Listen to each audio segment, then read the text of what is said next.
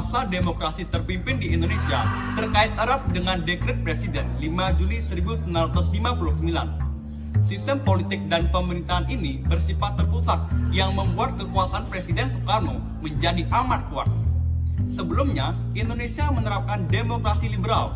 Namun, sistem ini tidak stabil, kabinet sering berganti, dan akhirnya berdampak pada tidak dijalankannya program kerja kabinet sebagaimana mestinya.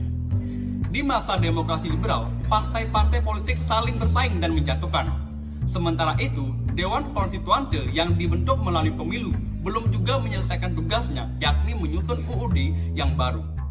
Tanggal 5 Juli 1959, Presiden Soekarno mengeluarkan dekret.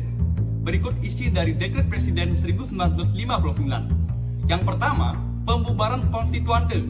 Yang kedua, berlakunya kembali UUD 1945. Yang ketiga, tidak diberlakukan Undang-Undang Dasar Sementara 1950.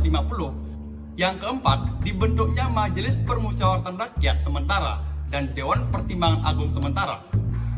Dekret Presiden 5 Juli tahun 1959 menandai berakhirnya demokrasi liberal dan digantikan dengan demokrasi terpimpin. Demokrasi terpimpin ini berlaku dari 1959 hingga 1965 yang memiliki artian bahwa demokrasi dengan pengakuan kepemimpinan. Konsep dan tujuan demokrasi terpimpin. Demokrasi terpimpin merupakan suatu gagasan pembaruan kehidupan politik, sosial, dan ekonomi. Gagasan ini dikenal sebagai konsep Presiden 1957. Terdapat dua pokok pemikiran dalam konsepsi tersebut, di antaranya: pertama, pembaruan struktur politik harus diberlakukan sistem demokrasi terpimpin yang didukung oleh kekuatan yang mencerminkan aspirasi masyarakat secara seimbang. Kedua, membentuk kabinet gotong royong berdasarkan imbangan kekuatan masyarakat yang terdiri atas wakil partai politik dan kekuatan golongan politik baru atau golongan fungsional alias golongan karya. Tujuan dari sistem demokrasi terpimpin adalah untuk menata kembali kehidupan politik serta pemerintahan berdasarkan Undang-Undang Dasar 1945. Namun, pada pelaksanaannya justru kerap melanggar Undang-Undang Dasar 1945. Sistem demokrasi terpimpin mulai ditinggalkan setelah terjadi peristiwa gerakan 30 September atau yang biasa disebut dengan G30S pada tahun 1965 yang menjadi awal melemahnya pengaruh dan kekuasaan Presiden Soekarno. Penyelewangan demokrasi terpimpin.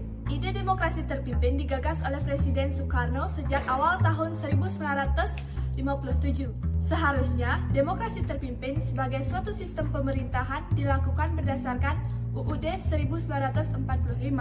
Namun, pada praktiknya tidak demikian. Demokrasi terpimpin justru mengarah pada pemusatan kekuasaan dalam satu tangan. Kelemahan demokrasi terpimpin. Demokrasi terpimpin memiliki karakteristik utama di antaranya.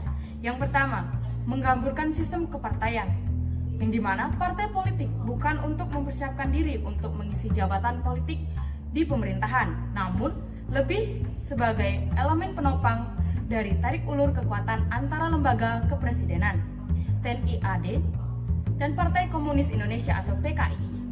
Yang kedua, melemahnya lembaga legislatif. Dibentuknya DPR gotong royong atau DPR GR membuat sistem politik melemah. Hal ini dikarenakan DPR GR hanya merupakan instrumen politik lembaga kepresidenan.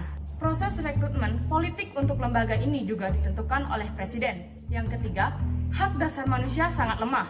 Presiden mudah untuk menyingkirkan politiknya yang tidak sesuai dengan kebijakan atau siapapun yang mempunyai keberanian untuk menentangnya.